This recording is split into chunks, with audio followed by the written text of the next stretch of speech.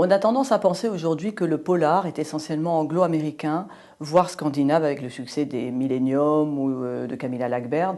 Eh bien, figurez-vous qu'il y a des auteurs français. Il y a le polar français qui a de nouveaux auteurs, de jeunes auteurs.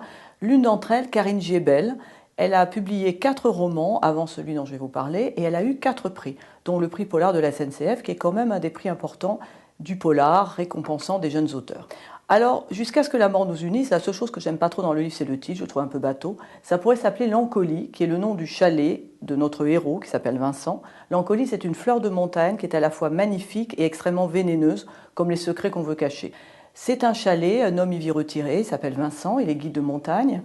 Il est très sociable, les femmes défilent dans son lit, mais on comprend qu'il a un secret, qu'il a une douleur cachée. Et il va rencontrer une jeune femme qui est gendarme, qui a elle aussi un secret à cacher. Et qu'est-ce qui va les unir? Finalement, c'est le jour où le meilleur ami de Vincent va tomber.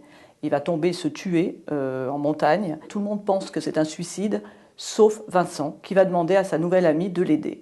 Et à partir de là, polar traditionnel, vraiment les gens du village ont quelque chose à cacher, il y a un maire véreux, il y a des complices, il y a des gens achetés, etc. Mais au fond, quand ils vont mener leur enquête, ils vont se découvrir eux-mêmes avec leurs secrets, avec leurs mystères. Et c'est ça qui est extraordinaire dans le roman, il est à la fois psychologique et avec la beauté de la montagne qui est décrite d'une manière admirable. Je pense que Karine Giebel est un très très très bon auteur de polar.